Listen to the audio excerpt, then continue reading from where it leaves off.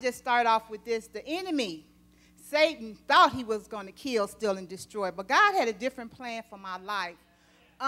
It started when I was a very, very little girl. I was 18 months, and I was put in the foster care system. I was there until I was 12 years old. So I had all this hatred, disappointment, abandonment from my mom. I was very disappointed in her. I couldn't realize what was going on, why she couldn't keep me, why she couldn't provide for me. So I never had that mother-daughter relationship, and I missed that so much. Eventually, I knew my mom, and the relationship still wasn't there because she had other issues that she was dealing with. But so that unforgiveness just kept going. 18 months until I was 12 years old, it just kept going. I had to forgive people I didn't have names to.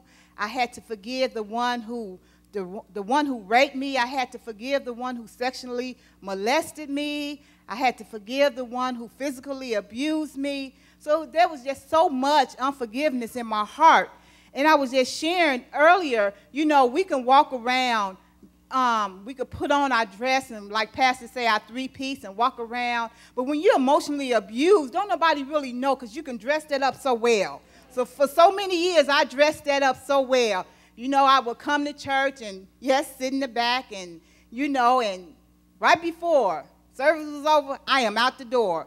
And when I lived in Chicago, I was the secretary of the church, so I just consumed myself with the work. I just consumed myself with the office work and didn't have to share, didn't have to get personal with someone. I didn't have to get personal with a lady friend. I was just generic stuff. Hi, how you doing? That's about it. For so many years, I just held that. And Pastor was saying young people. But if we could get that, if God could release us as young people, you don't have to grow up as an adult, young adult, and grow older with that unforgiveness in your heart, because that's weight. Like Elder Jeter spoke on a few Sundays ago, the weight that we carry around, that's just weight that we carry around. So I had this list of names and people that I was not forgiving because they hurted me. And the only way I felt like I could control the pain and the hurt and all that I went through was to not forgive them, because I wanted them to hurt worse than what they made me hurt. I wanted them to feel the pain too that I felt. So I just had this unforgiveness in my heart for so long. And then, a few years ago, recently, God began to really deal with me. He was dealing with me all along, but I wasn't trying to hear it. It was like, God, need I remind you what these people did to me? So I went down the name and I went down the list of all the hurt that I went through. And now you want me to forgive them? But, God had a different plan. Because, see, the enemy, again, wants to keep you in bondage. But that's a lie from the enemy. We can be free today. So anyway, I began to say, okay, God, I began to go down my list and forgive individuals. And all that I went through with them, I forgave my mom. Some of the people are deceased now. My mother is deceased. My foster parents, I forgave them. The ones I didn't have names to, I forgave. The person who sexually abused me, I forgave. The man who raped me, I forgave. And because of all of this unforgiveness, I'm going to back up a little bit. Because of all this unforgiveness, we find ourselves in unhealthy relationships. Not knowing how to communicate, have this wall up, always angry. It takes so much energy to walk around being mad all the time. That's a lot of energy. And not even knowing why you're mad. So it was just so much. But this one person I had to forgive. And it may sound a little strange. I had to forgive someone that I've never seen before. I had to forgive someone that just a few months ago I found out his name. I had to forgive my father, a man that I've never seen before. And 3 months ago, I found out his name. I'm going to just share this little story. I see Pastor Elder Jeter sometime at the Y in the morning working out. And so Pastor Jerry Wayne said one morning, he said, what's your name after your dad? And I was like, I don't think so. He said, Jerrilyn, Jerry. I was like, no, I wasn't named after my dad. All these years, I thought I was named after a cousin, and her name is Jerrilyn. And I thought my mom named me after her. I was in Chicago visiting my grandmother, and I was asking her about my dad, and she said, well, your mom said your dad was this person, but your dad's name is Jerry. And oh my God, tears came in my eyes, and it was like all these years, and I just felt a connection. And let me say something to you all. It was never designed for one parent to raise a child. That's not God. That's not how God designed it to be.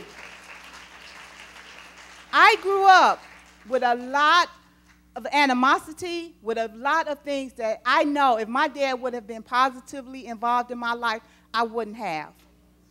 I wouldn't have went through the men that I went through, sleeping around, clubbing, trying to find the love that only my biological daddy could give me. So let me just share this, you know, it's fathers, if you all are out there, it's never too late to have a relationship with your daughter, with your son. Because the first date that I should have had really should have been with my dad, with my father. That should have been my first date. He should have been the one telling me about the knuckleheads in the street not to get involved with. Anyway, but I just want to share, I just want to say the unforgiveness I held for a long time. So I had to forgive this person that I still haven't seen him. I had to forgive him. And because of my past, I spoke a few months, about a month ago at Lincoln Challenge. And I said, I was telling the young people, don't let your past dictate your future. And because of my past, God has blessed me. And it's all because of God. Nothing because of Jerrilyn. Because if it was because of Jerrilyn, I could have still been in that unforgiveness mode, not ready to forgive the people that hurted me, people that I don't even know. And I can have healthy relationships with the women in the church. I have healthy relationships with my children. And you know, if I get hurt again, that's okay. I don't have to sit in the back. I sit in the back of the church now because I choose to. But I don't have to sit in the back of the church now with this wall up. And because of what God, because of my past, God has really blessed me.